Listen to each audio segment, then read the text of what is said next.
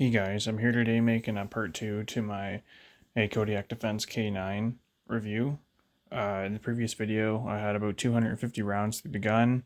Since then, I've added about 100 more, and I've had a couple issues with the gun.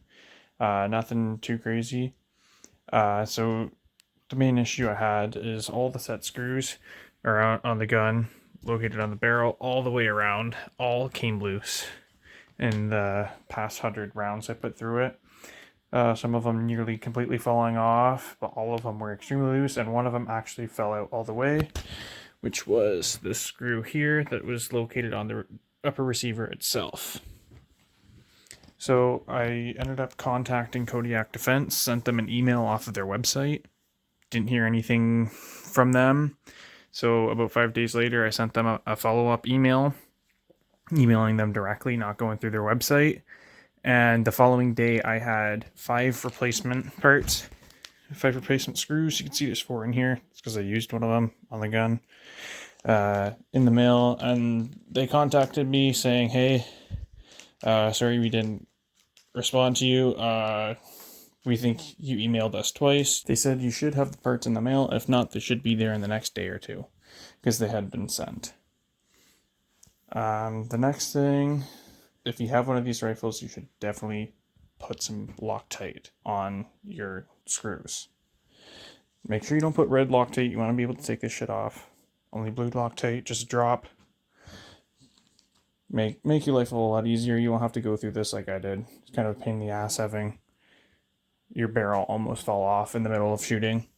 Especially considering mine almost fell off in the middle of a 2-gun competition, which is a little bit less fun. Didn't notice it until I got home, though, when I took the gun out of the case. And someone in my comments actually asked what size bit and if it was an Allen key or a hex key for these. And it's actually a 2mm hex bit. As you can see here, 2mm one's out, and a little bit crooked. It fits perfectly in there. So if you have this issue, you'll need a 2mm hex bit to fix it. Next issue I've had with the gun isn't actually the gun itself. It was an actual issue I had with my Holosun optic here. This is the Holosun Scars, the SCRS. It's one of their middle line rifle optics. I've had no problems with it myself, but the problem arose when my brother went to go use my gun at the last competition. Now, he's got glasses and he has a rather heavy prescription lens in his glasses. And what we noticed is that there is a very, very big deviation as to what I see through this optic and what he sees. So now when I shoot with the rifle set up for me, at 50 yards I can get a 1 to 2 inch grouping on it.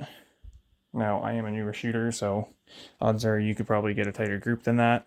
But when my brother went to go shoot it, he was completely missing the target, and it was a life-size silhouette target at 25 yards, and he was shooting like a foot low.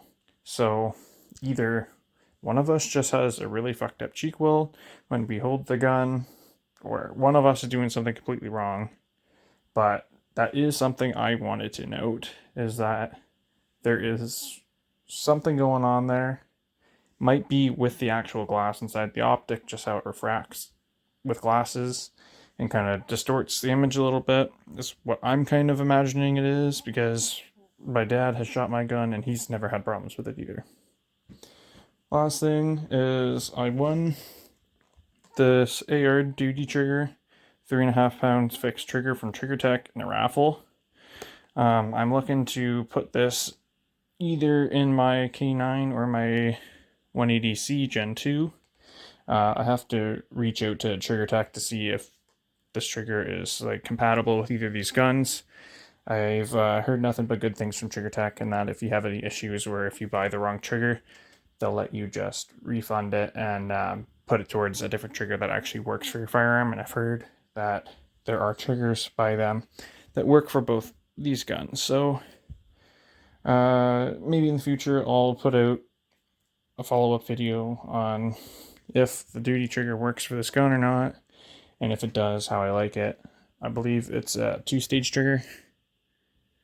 Yeah, it says it's a 2-stage on there. But I'll let you know what goes on with that. Yeah, that was just my quick follow-up video. A little bit of issues I've had with the gun so far, but all in all, it's still been a pretty good gun for me. A quick note on something one of my commenters made is that on the upper receiver for the actual bolt carrier group itself here, if it wants to come out, is that these metal followers here aren't perfectly round. They have an etched notch on them, and they need to be angled properly. The leftmost one has to be angled with the flat side of the 2 o'clock, and the right one being angled at 10 o'clock position for the followers to actually seat properly. Credit to Never Again 000 for pointing this out. It definitely will help putting the gun back together. I mean, it only goes back into the gun this way. You won't be able to actually put the upper and lower receiver back together if you don't have them aligned properly.